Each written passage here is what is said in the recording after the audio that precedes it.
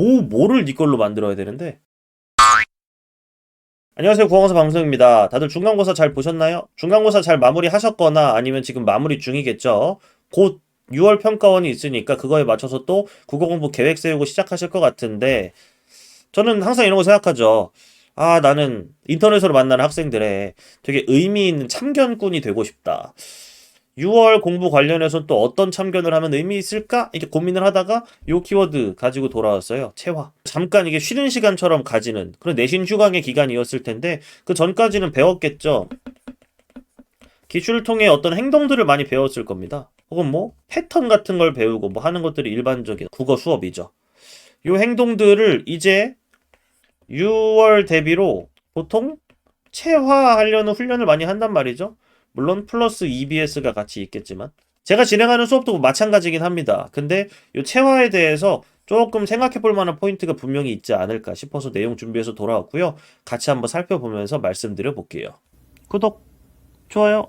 이런 생각을 해요. 수업에서 배운 내용을 체화하기만 하면 성적이 오를 것이다. 저 수업하는 사람처럼 나도 잘 읽고 잘 풀 수 있을 거야. 근데 언제나 묻죠. 체화할 행동이 뭔데?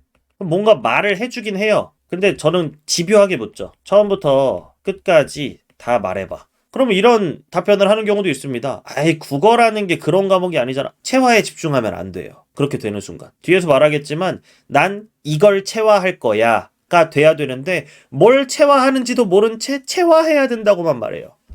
이게 이제 참견 포인트인 거죠. 그 다음. 성적이 안 좋은 걸 끝까지 이것 탓으로 돌려요. 체화가 덜 됐기 때문이다. 나도 저 사람이 알려주는 걸 더 흡수해서 내 걸로 잘 만들면 분명히 내 성적은 오를 것이다.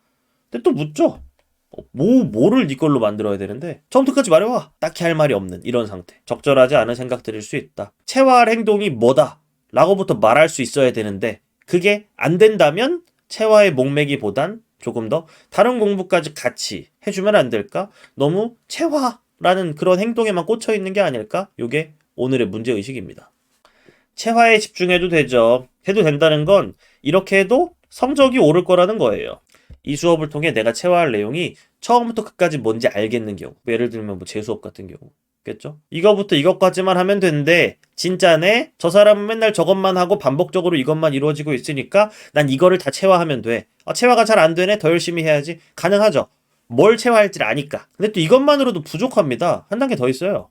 알겠는데 과제를 통해 연습을 하잖아요. 연습할 때 의문점이 없어야 돼요. 즉 체화할 행동만으로 과제가 100% 언제나 해결이 돼야죠. 100%가 안 될 수도 있잖아. 안 된다면 그만큼이 비는 거예요. 그럼 그 비는 거에 대해 준비를 스스로 해야 된다. 라는 어떤 결론이 나는 거고. 두 가지입니다. 이 수업을 통해 난 이거부터 이것까지를 배워서 이걸 내가 체화해야겠어. 뭐 문학이면 문학, 비문학이면 비문학, 처음부터 끝까지 모든 행동을 다 알아야 될 거예요. 모른다면 체화 말고 아마 다른 공부에 조금 더 힘을 써주셔야 되는 게 아닐까. 그리고 그 밑에 그 체화를 위해 수행하는 과제를 부여받잖아요. 그 과제를 할 때 100% 내가 배운 것만으로 해결이 되고 있어야 돼요. 이 두 가지 까다로운 조건을 다 만족하면 체화에만 집중하셔도 성적이 오릅니다. 제 수업 듣고 있는 친구들 어떤가요?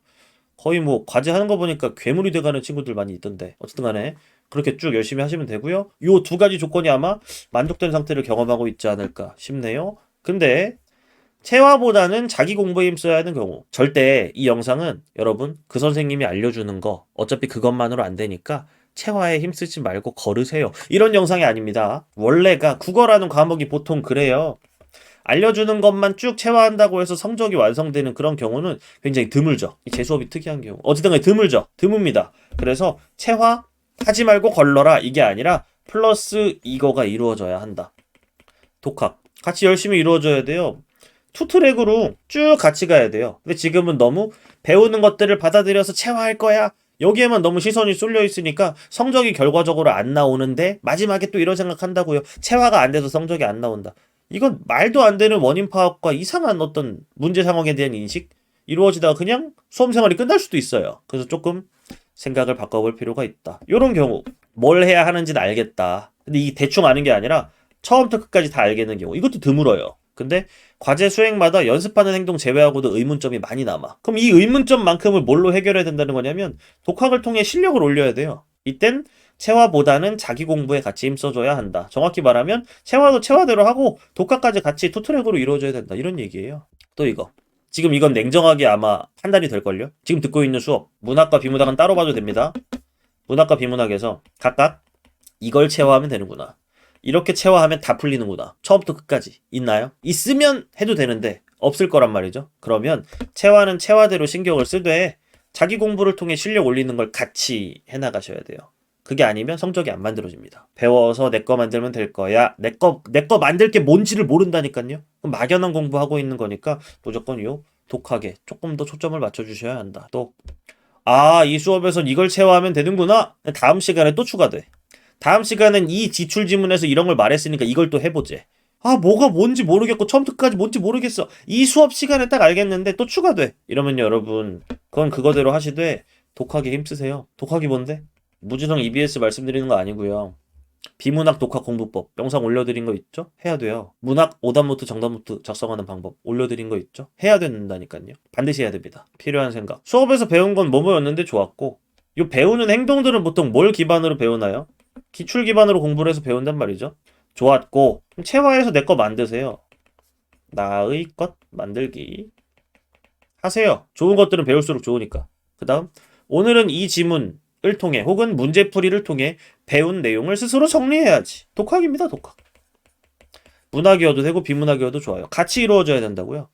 근데 보통 기출을 통해 행동을 배우는 걸 수업을 통해 많이 듣다 보니까 기출지문들이 많이 소진이 된다고요. 그럼 할 공부는 두 가지 중에 하나죠. 예기출을 통해 해도 되고 혹은 전 이것과 거의 흡사하거나 혹은 조금 더 중요하다고 해서 이런 걸 말씀드리죠. 사설이 선택의 시대는 지났죠. 사설 모의고사 6월 대비로 나오는 것들이 많이 있을 겁니다. 금전적인 부담이 너무나 심한 경우 어쩔 수 없겠지만 허락한다면 사설 모의고사에 대한 공부도 분명히 이루어져야 한다.